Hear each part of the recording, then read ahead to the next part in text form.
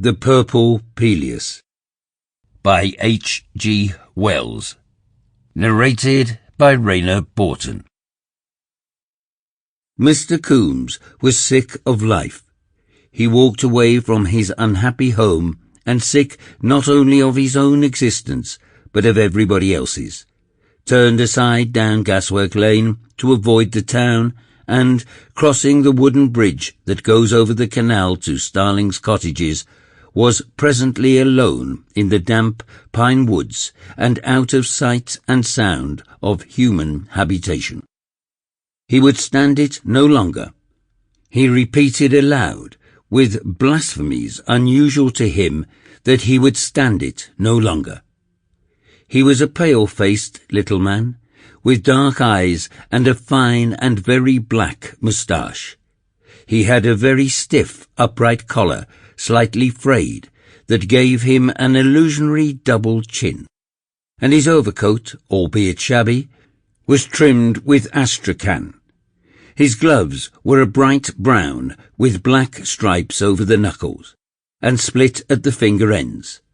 His appearance, his wife had said once in the dear, dead days beyond recall, before he married her, that is, was military.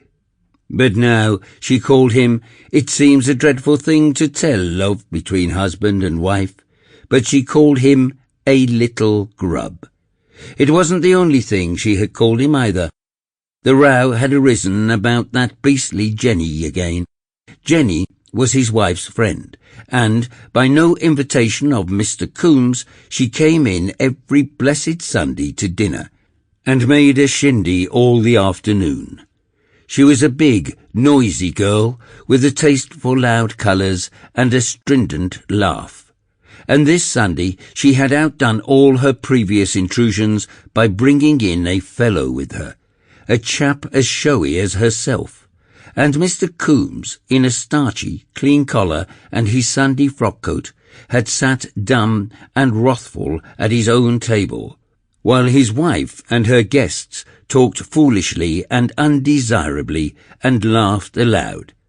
Well, he stood that, and after dinner, which, as usual, was late, what must Miss Jenny do but go to the piano and play banjo tunes, for all the world as if it were a weekday.